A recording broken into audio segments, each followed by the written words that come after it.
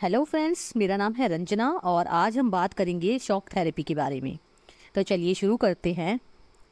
साम्यवाद के पतन के बाद पूर्व सोवियत संघ के गणराज्य एक सत्तावादी समाजवाद व्यवस्था से लेकर लोकतांत्रिक पूंजीवादी व्यवस्था तक एक कष्टप्रद संक्रमण से होकर गुजरे। रूस, मध्य एशिया तथा पूर्वी यूरोप के द्वारा विश्व बैंक तथा अंतर्राष्ट्रीय मुद्रा कोष के निर्देशन में अपनाए गए संक्रमण के इस प्रतिमान को शॉक थेरेपी कहा जाता है। शॉक थेरेपी का शाब्दिक अर्थ क्या लगाया जाता है? इसे कहा जाता है चोट पहुंचाकर उपचार करना।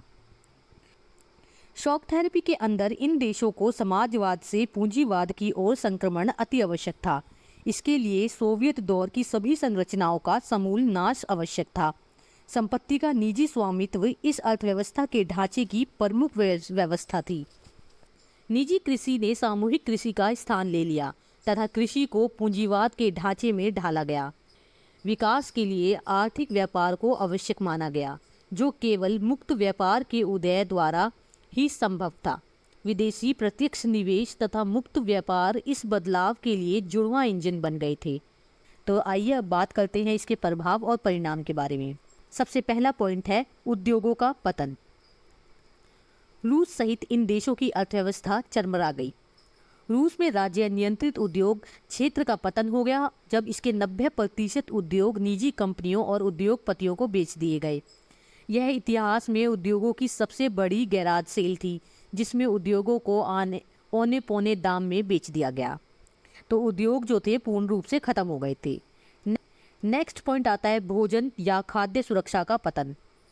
रूसी मुद्रा रूबल का नाटकीय रूप से उन्मूलन हो गया, जिसके कारण मुद्रास्फीति बढ़ने से लोगों की जमा पूंजी लुट गई।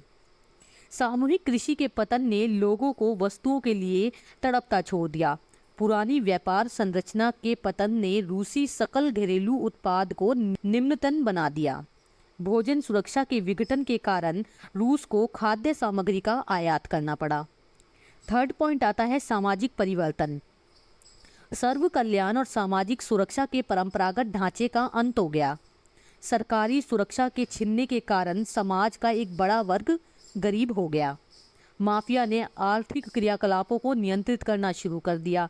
निजीकरण ने रूस सहित पूर्ववर्ती सोवियत संघ में गरीब और अमीर के बीच अंतर को बढ़ा दिया। पहले की व्यवस्था की तुलना में अब धनी और निर्धन के बीच में बहुत गहरी खाई बन गई। फोर्थ पॉइंट आता है दिवालियापन। शॉक थेरेपी रूस के लगभग 1500 बैंकों तथा वित्तीय संस्थाओं को दिवालिया कर गई। इसके फलस्वरूप लगभग 10,000 कॉरपोरेटों या शेयर धारकों का धन डूब गया।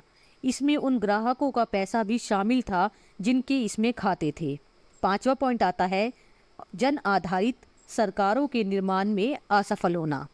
इन देशों में लोकतांत्रिक संस्थाओं के विकास पर कोई समुचित ध्यान नहीं दिया गया। इन सभी देशों के संविधान हड़बड़ी में तैयार किए गए। रूस सहित इन सभी देशों में राष्ट्रपति को संसद की तुलना में अधिक शक्तिशाली कार्यकारी व्यवस्था बना दिया। मध्य एशिया के देशों में अधिकतर राष्ट्रपति को बहुत अधिक अधिकार दिए गए, जिससे वे सर्वसत्तावादी या निरंकुश बन गए। तो आज के लिए इतना ही। धन्यवाद।